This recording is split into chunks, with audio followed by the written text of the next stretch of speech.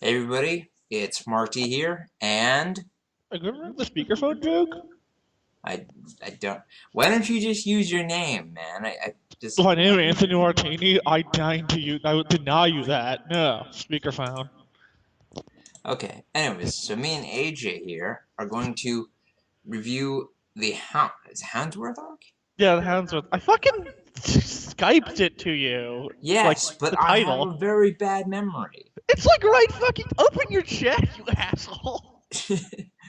Now I suppose you're probably wondering why exactly we're doing it this way rather than doing it with in person. And the fact of the matter is that we do live quite a way far from each other. Yeah, he's And in Etobicoke and I'm in Brampton, so yeah.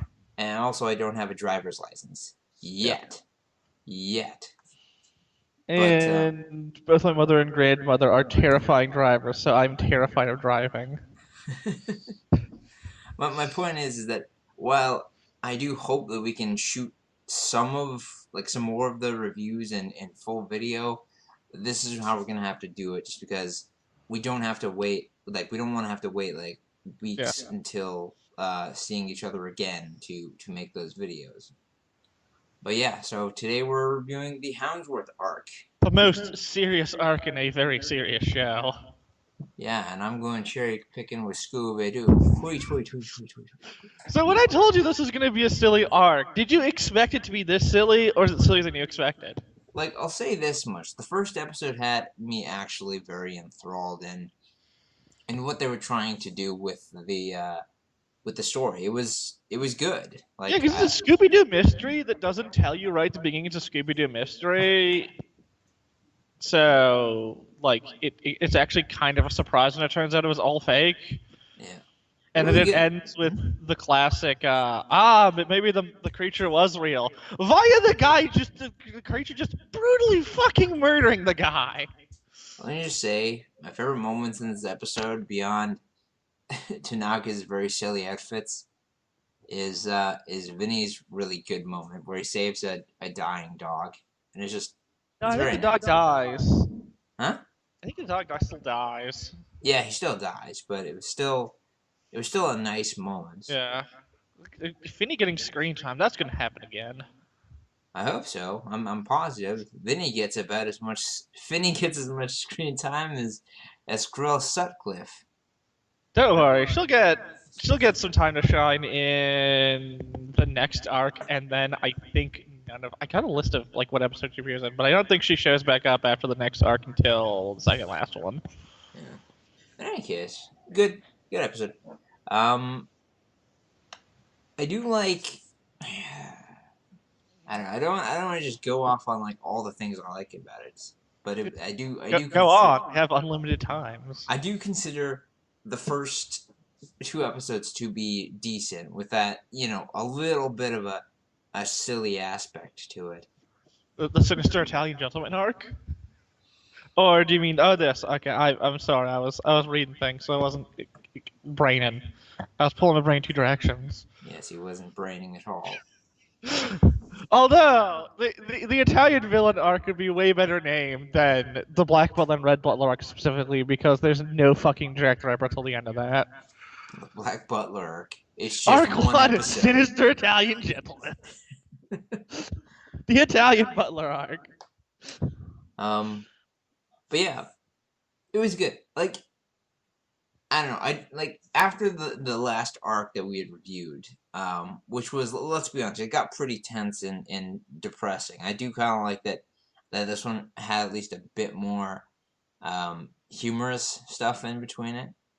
Yeah, because like it was the other arc. It was the first one is kind of serious, but Vanell isn't really threatening, and then two goofy fillers, and then like the last half of the Red Butler arc serious. Or this one, it's the first episode of the Red Butler arc is serious with quite a bit of humor, and the second one's a little bit lighter, and then the third one is just like super fucking light. Yeah, but it touched on things that most people do not like to discuss, like bestiality. You thought he was just a werewolf, but it turns out he was a wolf wearer the whole time. It's Also, werewolf, damn it! I love that no one questioned that they have a magic demon dog. I mean, like you got Sebastian trying to hide his magic powers. I mean, very poorly due to his like 20-foot vertical fucking leaps and like throwing giant demon dogs and like moving at super speed, but like at least he's not doing anything like like actual magic. And then we've got a giant dog that turns into a dude and breathes fire. Just like everyone's just like, oh, this is okay. I mean, he's got no pants, but that's the only problem I see with the situation. So I like the vacation concept. I like that they even jump into the lake to warm up. Uh, Yay! Now stuff I didn't like. I'm not one hell of a dog trainer. Just Remember the part in the third one where the guy asked, "Can I get a photo of you?" No, because I'm one hell of a butler.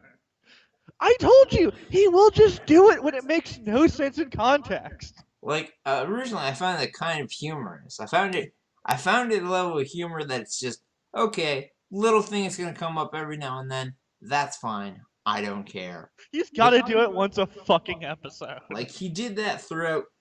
I don't think he does it in the Black Butler arc, but he does it in the Red Butler arc quite a few times, and that just irritated me. Uh, Ugh.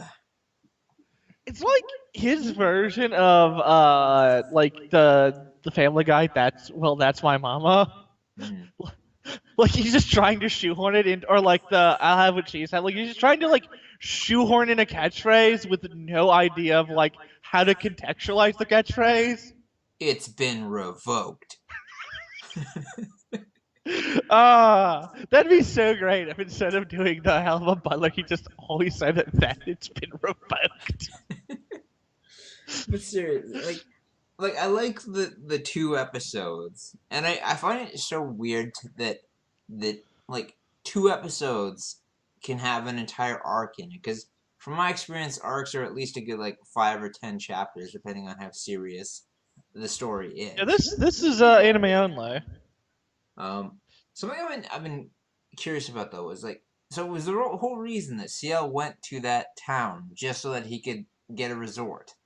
It was like there was some weird dog activity, maybe a magic demon dog. So they said, I'm assuming it was they thought someone was using the ledge, like they expected it was a Scooby-Doo hoax. It turned out to be real, and they sent him to deal with it Hmm. because of like the dog baiting and shit like that. Because he kind of mentions that like early on, it doesn't get like brought back up. But But is the resort that he made for himself or for the queen? I think it's just like a rich people resort that'll also bring lots of money to Houndsworth. So Hey man, you can never tell if CL's rich or not. He doesn't have a monocle. that's because it'd look really weird if he wears a monocle over his eye patch or a monocle No, opposite an eye patch. no. He wears the monocle and the eye patch. That's Actually, extra he's fancy. actually been wearing a monocle under his eye patch the whole time. Why do we have to dress up so fancy, CL? We're not even going anywhere important. I always dress fancy. Lifts his eye patch. Wink. Yes. No, he winks wearing the eye patch. I mean, I'm Matt, sorry. did Were you you doing wink something or right did you there? blink at me? Did you wink at me or blink at me? Wink. Okay, seriously, got to explain. Also, let me be frank here. I didn't really care for the third episode, since above all else, that was just supposed to be filler. Yeah, the second last arcs got it too. Luckily, the next one, the Shard of Hope, it starts with its filler episode, Hmm. and then it actually goes into the serious episodes. Also, I don't like the way CL treats the demon dog. He's just a dog that wants love and companionship. And pants. And No, everyone pants. else Well, wants no, pants. dogs don't wear pants, so you probably wouldn't want pants. I'm just Uh, saying. I can't wait for the filler episode of Bart trying to put pants on him. That's not gonna happen, but that would have been great. But yeah, this episode, some nice moments, some good humor. We get to see. That's the one thing I love about this the filler episode though, that we get to see real fully acute Tanaka. Yeah, we get like kind of like 3 scenes of Serious Tanaka. Yes. Although technically one's kind of split in half, where he starts doing the exposition, then he deflates, and he inflates back up to do the finish the exposition, and then we get him doing the boardroom meeting. He deflates, and then I really wish Sebastian did So Says Tanaka at the end. Mm. You know, whenever a character will talk for someone who is unintelligible, or that they'll always end with "so says whoever." I'll say favorite scenes within the arc, beyond the Finny scene. I love that Tanaka carries around a confetti gun with him. He had to have brought that. So he was like, okay, I need important things. Okay, my safari gear, my confetti gun. Most important things I got. Also, so far, ran into who I consider to be the most attractive woman that's appeared in the series so far. Angelina? Yes. It's no, I mean Angela. I hate the fact that we got Angela and Angelina in the same fucking show. Yes. Ah. It was Angela, right? Yeah. Yeah, I believe it's Angela. Angelina it's Angela. Angelina is Madame Red, Yes. who is dead, but I remember her more entirely because she was from the Red Butler arc. Okay, what about you, AJ? What were your favorite moments in this episode? Or this arc? Well, of course, like any Tanaka shit, Finny actually getting the spotlight. Uh, the incredible silliness of fucking Barrymore with his constant comparing, it's like he can't explain anything without a dog. It's like, wow, this is a big sandwich. This is as big as a Doberman. Ah, you're very poorly dressed. Not like the coat of a husky like me. He uses like 3 different breeds to describe Ciel alone. It's like I love these one-note villains. We also find out why Sebastian hates dogs. He doesn't like loyalty. There actually is a more explanation in the manga. Even though this is like an anime-only arc, it does sort of tie into a thing from the manga, which is the Phantom family had a big black dog named Sebastian, so CL named him after the dog Sebastian. Yes. Good. So he's kind